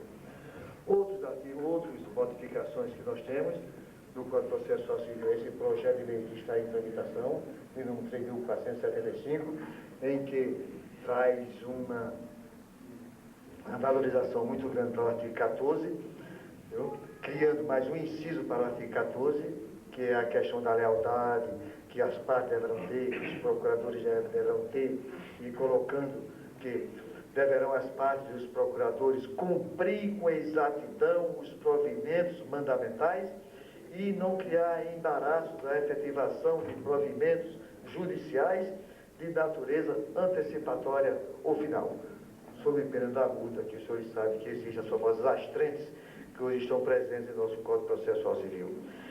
E também o artigo 175 tenta modificar diminuir um pouco os feriados forenses que nós temos. Vocês já observaram como nós gostamos de um feriado, né? já observaram que nós trabalhamos, a partir do dia 20 de janeiro não trabalhamos, só voltamos a trabalhar no dia 2 de fevereiro, e ficamos doidos que comece que o 1 e 2 de fevereiro cai numa quinta-feira, para nós enfocarmos na sexta-feira, e só vamos começar a trabalhar na segunda-feira. Não trabalhamos no carnaval, o nosso carnaval começa logo na quinta-feira, porque geralmente focamos a sexta, na verdade. Na Semana Santa nós somos mais pecadores do que os outros na Justiça Federal, porque na quarta-feira já começamos a ter o nosso feriado. 1 e 2 de novembro é feriado para nós. Nós prestamos uma homenagem a todos os santos e aos nossos mortos, uma homenagem muito maior do que os outros prestam. Não trabalhamos dia 11 de agosto, não trabalhamos dia 8 de dezembro, não trabalhamos aqui em Brasília no dia 30 de novembro, porque é dia dos evangélicos. E não trabalhamos em outros dias, não trabalhamos em muitas sextas-feiras, não trabalhamos nas sextas-feiras quando a quinta-feira é feriado, porque se toca.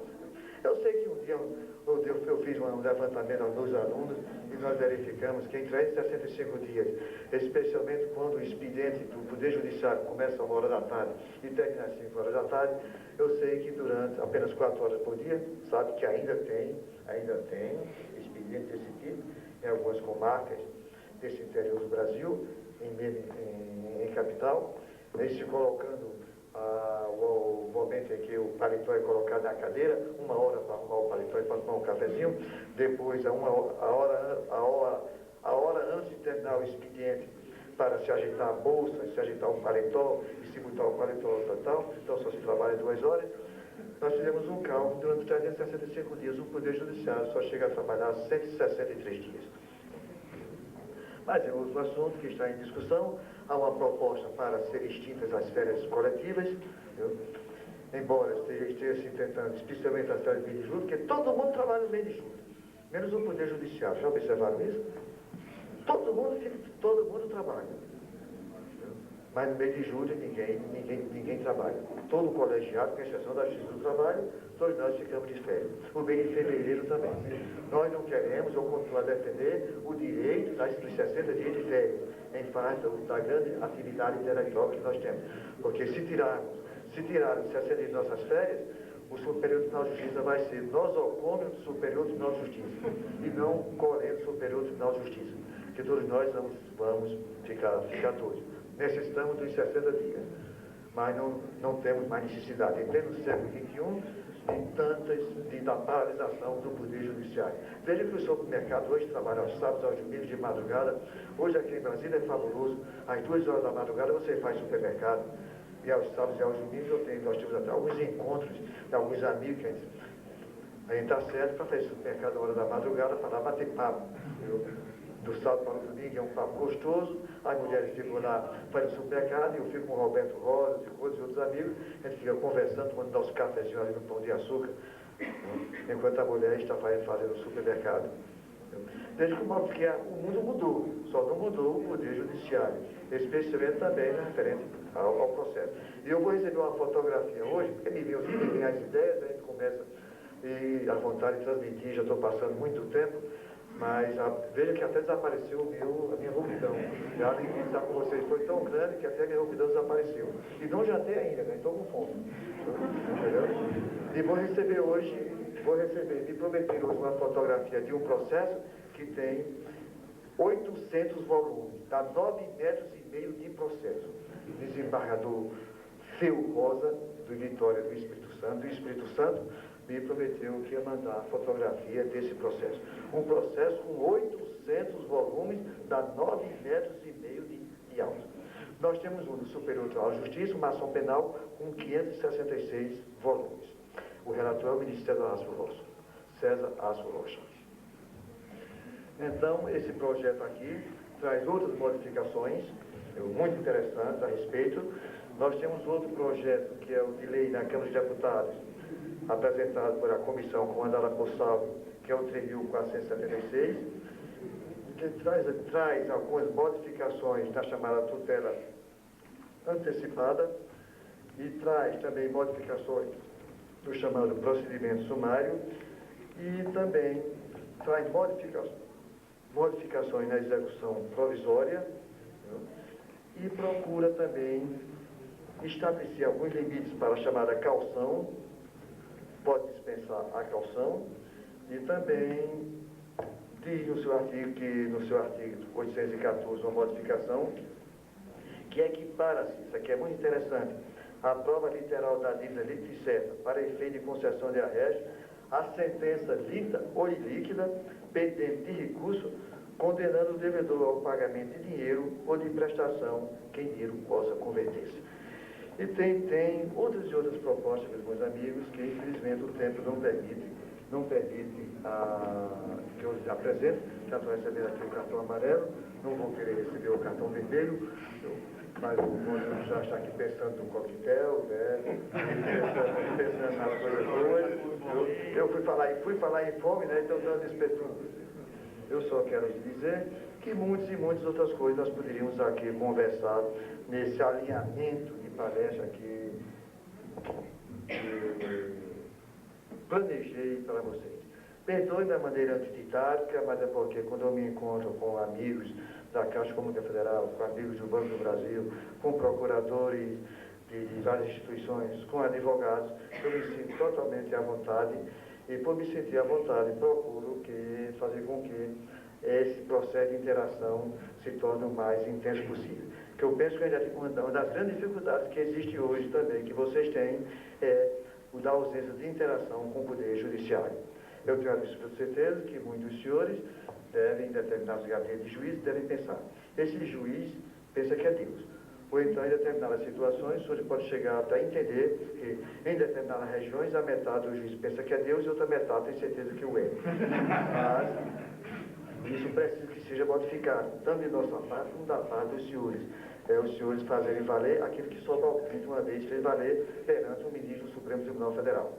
Sobral Pinto chegou vou encerrar, com essa notícia.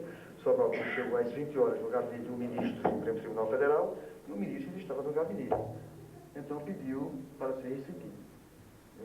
Aí a chefe de gabinete, que o ministro tinha dito que não recebia mais ninguém, mas o Estatuto da OAB diz que o juiz é obrigado a receber o advogado a qualquer hora, a qualquer momento, dependendo da urgência. E quem diz o que é urgência é o advogado. Na verdade, não é o juiz. O juiz não pode prever, não pode se antecipar. Quem diz é que é o advogado. O juiz depois é que vai avaliar se realmente é urgente ou não é urgente. Então o advogado tem o direito de incomodar um juiz de madrugada a qualquer hora do dia. Eu já fui incomodado, não havia incomodado não. Eu já despachei uma pessoa tomando uísque em Pirangi do Norte. Estava lá no meio do mar, em Pirangi do Norte, com um copo de uísque na mão, e eu verifiquei que tinha um advogado de gravata, fazendo assim, isso só pode ser para mim. Vamos dizer que é uma pessoa de gravata na beira de uma praia, quando chega, ela realmente era um advogado, eu estava de plantão no sábado, e era uma pescola. Imediatamente, pois não, pedi informações, lógico que imediatamente achei ruim, porque teve que suspender o meu uísque, né? Pedi informações, mais tarde vieram as informações para minha casa de praia, eu tinha esse direito, o juiz federal tem o direito de ficar de plantão em sua casa, fica apenas o oficial de justiça, o diretor de secretaria ou funcionário designado de plantão, e mais tarde veio eu decidir, concedi o habeas corpus, mesmo bati o alvará, porque eu não queria que, para dar outra viagem, Pirangi fica a 24 quilômetros de Natal, e depois voltei a tomar o meu uísque. Imagina que pode eu não tomei. Aí Sobral Pinto chegou a essa hora no gabinete do ministro do Supremo Tribunal Federal, e o chefe de gabinete tinha recebido a ordem do ministro para não atender, mas ninguém, aí ficou todo cheio de dedo, né? Abriu a porta assim e disse para o ministro, o doutor Sobral Pinto está pedindo audiência ao senhor. Aí o ministro botou a mão na cabeça, mas não é possível, uma hora dessa. E disse lá uma palavrinha que eu não vou dizer a vocês, né? Era muito íntimo do chefe de gabinete, né? Não é possível. Mas é Sobral Pinto. Aí disse para o chefe de gabinete, é Sobral Pinto, manda entrar. Aí Sobral Pinto viu. Aí entrou, aí o ministro entrou, como é que vai, Sua Excelência? Vamos sentar, então. Vossa Excelência, desculpe, eu quero ficar de pé. Eu não quero que Vossa Excelência me receba como Sobral Pinto. Eu ouvi quando Vossa Excelência disse que só ia me receber porque eu era Sobral Pinto. Eu quero que Vossa Excelência me receba como advogado. Porque é um direito que o advogado tem. Se eu tivesse saído hoje, tivesse recebido a minha carteira de advogado hoje, e estivesse aqui em nome do cliente, Vossa Excelência tinha a obrigação de me receber, porque eu é que sou o juízo de dizer da urgência ou não. Vossa Excelência depois é quem vai dizer, depois de me ouvir, é quem vai dizer se o assunto é urgente ou não. Então o ministro aí reconheceu o excesso que tinha cometido, pediu muitas desculpas, e só depois disso que o Sobral Pinto sentou-se e fez o pleito dele. E depois saiu para jantar, em comemoração ao Meus bons amigos, eu quero dizer que foi imensa satisfação e quero agradecer a Moroni, especialmente por ele ter me convocado com 4 meses de antecedência. Eu não vou desmentir você de maneira nenhuma, para ter me proporcionado essa alegria que eu estive em encontrar com vocês.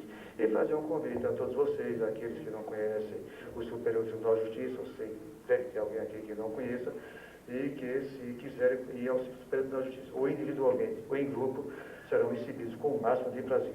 Se tiverem tempo amanhã, talvez eu estarei perambulando no Superior Tribunal de Justiça, e talvez à tarde, e se quiser, se o Congresso quiser marcar um horário, será o máximo de prazer, mesmo que eu não esteja no Superior Tribunal de Justiça, é só entrar em entendimento convosco que o nosso cerimonial irá abrir as portas do Superior Tribunal de Justiça para todos vocês, porque eu darei ordem para isso, e também eles estão lá para isso. Aqueles que não conhecerem a turma, amanhã não funciona nenhuma turma, seria muito interessante que conhecessem como é aqueles que não têm uma convivência mais a miúde, conhecesse como é que uma turma funciona, uma sessão. Mas conhecer as instalações, porque lá no Superior Tribunal de Justiça, o advogado não assume a tribuna, ele não sobe a tribuna, ele desce a tribuna, porque é ao contrário, né? Nós sempre afirmamos que o advogado desce a tribuna. Foi um estilo Oscar Niemeyer, que diz que o povo é quem fica em cima. Veja bem, são aspectos que nós temos que pensar. O povo é quem fica em cima, e nós ficamos embaixo, porque nós somos súditos do povo. Nós, juízes, somos súditos do povo. Nós não ficamos em cima. Entendeu? Lá o povo fica em cima, nos vigiando, fica lá em cima. E quem está lá no último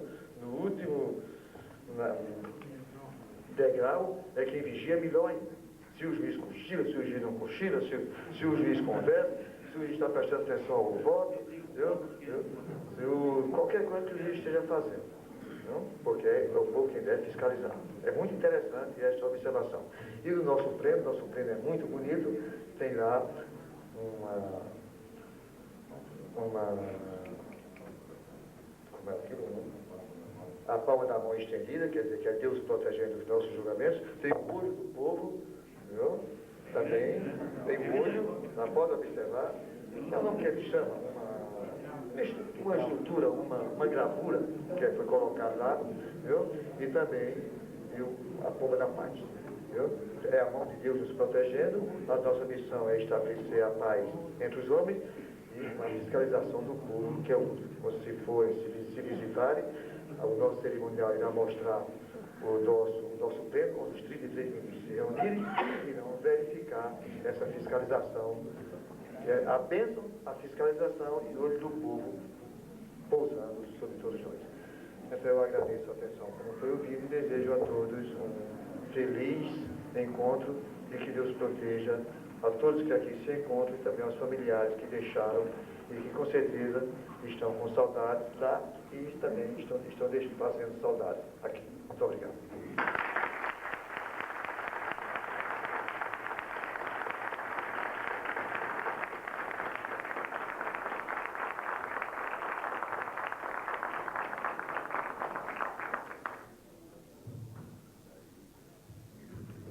Eu quero agradecer ao ministro duplamente por ter atendido a nossa solicitação com um prazo relativamente curto e por ter nos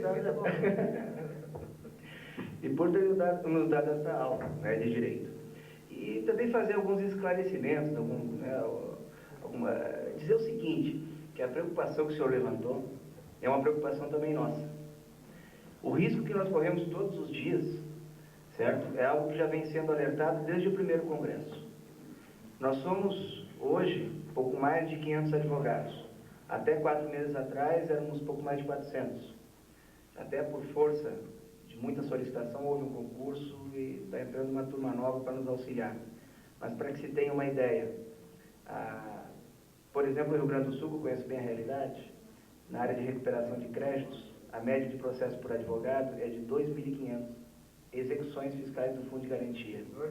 Nós já estamos reclamando. 3.300 dados atualizados. Na área de recursos, teria que confirmar, mas é algo em torno, na área de feitos diversos, ações do fundo, algo em torno de 5.000 por advogado. Não pode perder prazo. Não pode ensinar para prazo. E na área de recursos, o grande problema são, quando saem as intimações, saem em ondas. Tem as quantidades para poucos advogados, então, prazo exíguo. Então, realmente, esse problema também nos preocupa. Certo? E também, senhor, nós vamos levar para a administração da área jurídica da Caixa a sugestão, né, que o senhor deu quanto ao agravo regimental e as cautelares. A gente vai levar o conhecimento, né, porque isso depende realmente de uma decisão política da Caixa. Né? Exatamente. Mas nós agradecemos, muito obrigado pela atenção. Eu coloco a palavra à disposição dos demais membros da mesa. Alguém gostaria de fazer uso?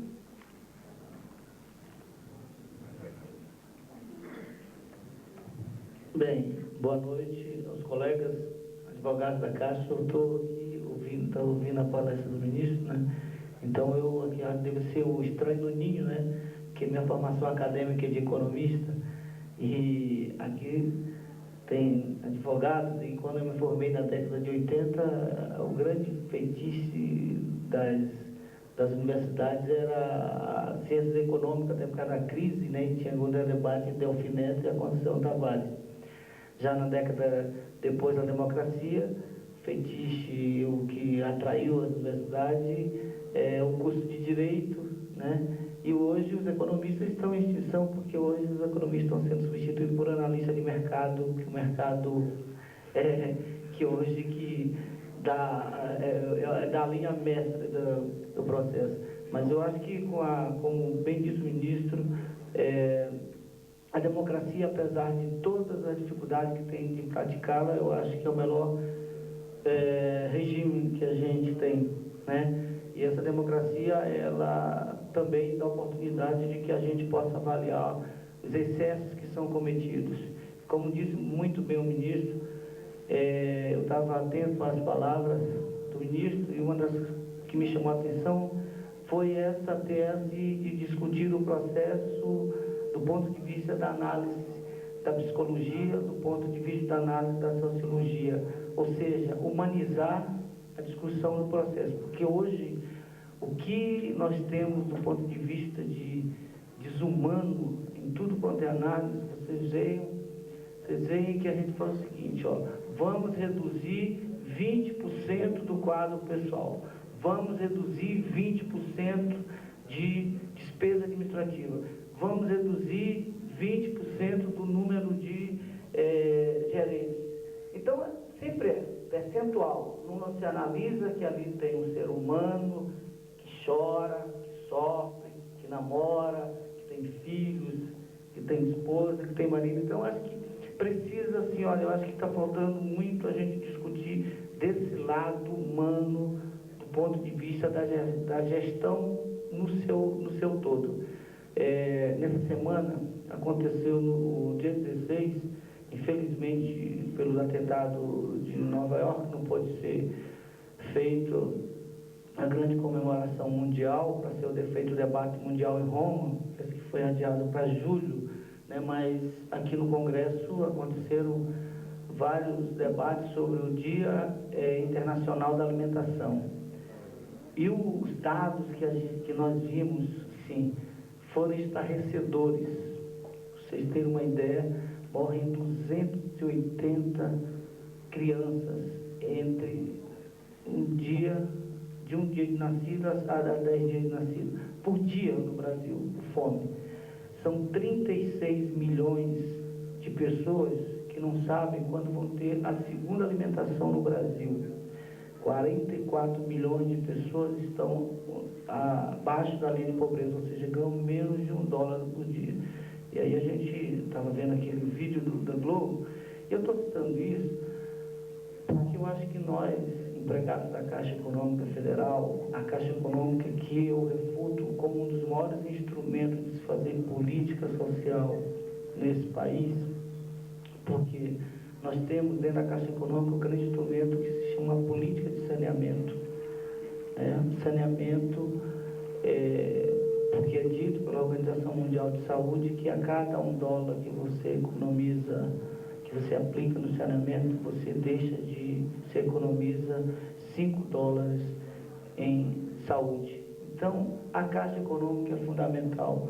E eu estou falando isso da importância da Caixa, porque existe um ataque brutal na Caixa Econômica, no Banco do Brasil, no BNB, no BASA. Imagina uma região norte, que é a maior região desse país, a região mais rica desse país, mas a mais pobre, ser um instrumento de fazer política.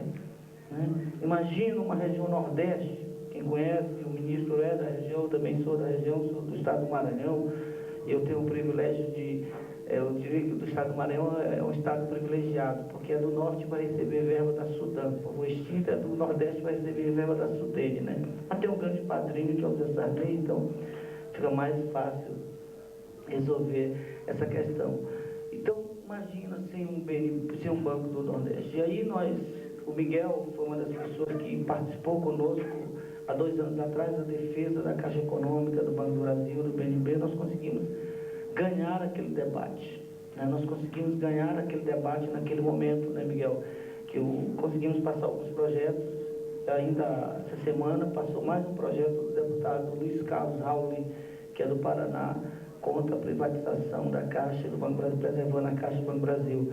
Mas aí, como nós ganhamos debates na sociedade, que foi a Advocef, a FENAG, a FENAG, a Federação dos Gerentes, a Advocef, a FENAG, as associações e sindicatos, pela primeira vez nós conseguimos fazer uma coisa inédita na Caixa, reunir todas as representações de gerentes, advogados, movimento sindical, movimento associativo em defesa da Caixa.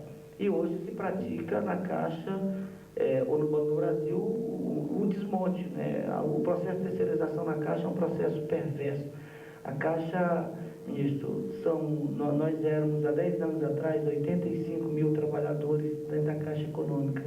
Desses 85 mil, tinham 69 mil empregados e os demais eram terceirizados. Hoje, nós somos 102 mil trabalhadores na Caixa, 55 mil empregados e 47 mil terceirizados. E os advogados, eles fazem parte de uma categoria dentro da Caixa, uma das categorias mais sofridas, assim, do ponto de vista da penalização desses ataques que a Caixa sofre, de algumas políticas equivocadas que são feitas pelas direções, porque não são juízes que às vezes pensam que são Deus nisso. Também tem muitos dirigentes que às vezes se colocam no seu pedestal e acham que são... eles têm certeza de que são os deuses, né? Então ali na Caixa de Talco é um negócio impressionante, né? Eu costumo dizer que aqui em Brasília a gente fica perto do céu porque o Deus está ali e se esquece de ouvir. Eu já, muitas das vezes, alguns advogados eu estou vendo aqui, de um lado a gente está lá defendendo o interesse do empregado, do outro lado o advogado está lá defendendo o interesse da empresa, mas está do lado que é profissional e tem que fazê-lo, mesmo sabendo o que está fazendo porque foi feita uma política equivocada, né? Mas e aí hoje eu estava conversando com o Miguel, nós precisaríamos, acho que, de aproximadamente 3 mil advogados na Caixa hoje. Nós temos 530, é isso, Miguel? 500, dá 250 a 3 mil. E aí se terceirizou tudo na empresa, se terceirizou, e quando se terceiriza um negócio desse, está se terceirizando uma questão que não é terceirizar um trabalho qualquer, é terceirizar uma fidelização. Está se terceirizando uma fidelização. E agora se faz alguns planos que está se fazendo ir para fora a inteligência da empresa. Então, eu acho que a grande preocupação nossa que esse evento está acontecendo hoje é muito importante. O Sérgio, eu acho que os advogados têm discutido bastante dos seus interesses, porque defendendo seus interesses, eu tenho certeza que não vão estar defendendo seus interesses meramente corporativos, mas interesses da empresa. Amanhã tem a posse da FENAG, que é a Federação Nacional dos Gerentes. Na outra semana nós vamos ter o 27º Simpósio dos Aposentados. Então vocês veem que esse mês de outubro, do ponto de vista da nossa organização, é um mês bastante importante para a gente. No dia 30 de outubro também faz 16 anos que a gente conquistou o direito das 6 horas e o direito da sindicalização. Primeira vez nós fizemos uma manifestação para isso. Então esse mês de outubro ele tem um simbolismo muito grande. Além do que está aqui o Serginho, né, nós participamos de um grande debate, né, Serginho, de discutir uma proposta para saber o seguinte: o que a gente quer da Caixa, do Banco do Brasil e do BMB. Então eu queria deixar aqui a FENAI, enquanto presidente da FENAI, em nome da FENAI, queria deixar à disposição da Advocef, dos colegas advogados, participantes dos advogados, à disposição naquilo que for necessário de nós estarmos colaborando. Nós podemos algumas vezes estar defendendo, estar em lados opostos, mas eu tenho certeza que os interesses que a gente quer defender são iguais. Por isso nós devemos estar irmanados, né, independente da ideologia que nós defendemos, mas eu acho que tem uma ideologia que nos une, que é a Caixa Econômica Federal. Muito obrigado, Luiz, pelo convite e parabéns, ministro, pela palestra. Aí, obrigado.